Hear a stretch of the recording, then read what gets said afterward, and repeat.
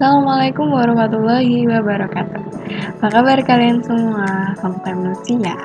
Semoga kalian juga baik-baik aja, tetap jaga selalu kesehatan, dan juga rajin minum vitamin, serta rajin cuci tangan. Oke, so di video kali ini kita akan bahas tentang agama Islam, tentang kisah teladan Nabi Muhammad SAW. Yang pertama, Nabi Muhammad itu lahir pada tahun gajah atau tahun di mana ada penyerangan Ka'bah oleh pasukan bergajah yang dipimpin oleh Raja Abraha. Nah, pada masa ini disebut sebagai masa kebodohan. Atau dengan kata lain, Nabi Muhammad itu lahir di Mekah pada hari Senin tanggal 12 Rabiul Awal tahun 571 Masehi. Atau bisa juga kalau misalkan dalam bulan Januari sampai dengan Desember, bisa juga ada tanggal 20 April.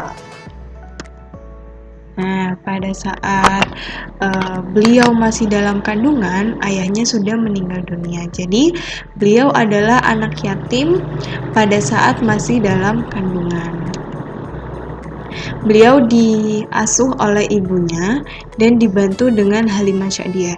Jadi Halimah Sa'diyah ini adalah wanita Badiah. Jadi di Arab sana itu ada sebuah perkampungan di mana untuk mengasuh anak kecil sebagai bentuk dari Jadi anak kecilnya itu supaya bisa menghirup udara lebih segar, kemudian adat budayanya tuh masih murni. Jadi mereka tuh belajar dari tempat itu dan diasuh oleh wanita Badiah. Dan Nabi Muhammad ini diasuh oleh Halimah Sa'diyah.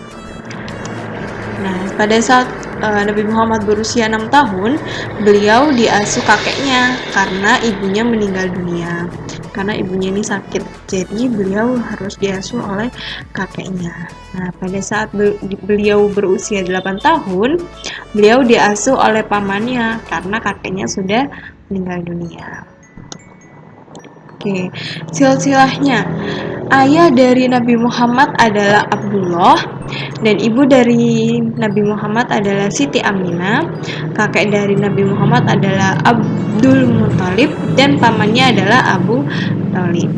Oke, ini harus kalian hafal nih siapa aja silsilahnya dari Nabi Muhammad. Lanjut. Nah, saat masih kecil, beliau tuh mengembala kambing milik para tetangga-tetangganya.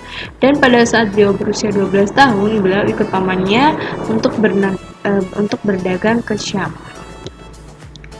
Nah, dari kecil beliau tuh terkenal dengan anak yang sopan, santun, jujur, suka menolong, sabar, bersemangat, pemaaf, berani, terutama dalam membela dan menegakkan kebenaran. Jadi beliau ini sangat sangat idola lah buat kita sama muslim.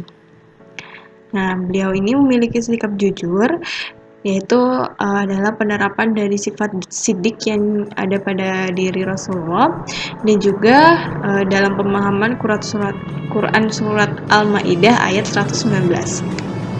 Sehingga dari sikap jujurnya beliau ini, beliau diberi gelar sebagai Al-Amin yang artinya dapat dipercaya.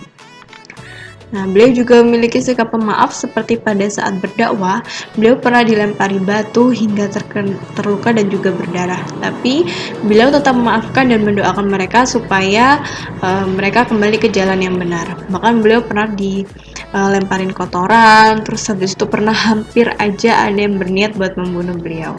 Tapi beliau tidak pernah merasa dendam karena beliau tuh sangat memaafkan dan selalu mendoakan para umat-umatnya supaya kembali ke jalan yang benar atau kembali ke Allah. Nah, beliau ini menikah dengan Siti Khadijah saat beliau berusia 25 tahun dan Siti Khadijah berusia 40 tahun. Jadi beliau dan Siti Khadijah itu bertemu pada saat beliau memperdagangkan barang dagangannya Siti Khadijah.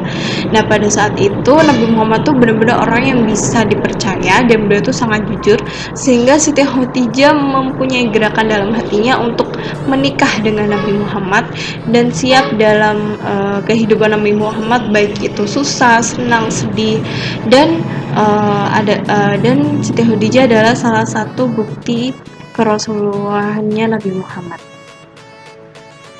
Nah, pada saat beliau berusia 40 tahun, beliau bertahanus atau merenungkan diri di Gua Hiro dan menerima wahyu pertamanya dari Allah Subhanahu wa taala. Wahyu pertama itu berisi tentang Tuhan yang telah menciptakan alam semesta, menciptakan manusia, dan mengajarkan manusia tentang alam ini. Jadi Allah lah Tuhan yang wajib untuk disembah.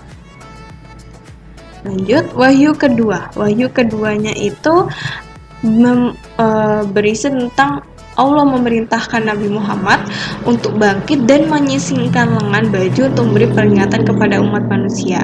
Nah, dari sini beliau itu mulai untuk berdakwah, tapi hanya ke keluarganya saja, pelan-pelan. Karena kan berdakwah kita tidak bisa langsung berdakwah secara terang-terangan, tapi kita harus step by step gitu. Nah, pada saat wahyu ketiga itu berisi tentang perintah untuk lebih tegas berdakwah. Dari sini Nabi Muhammad mulai berani untuk berdakwah ke luar atau ke masyarakat di luar, ke orang-orang di luar sana.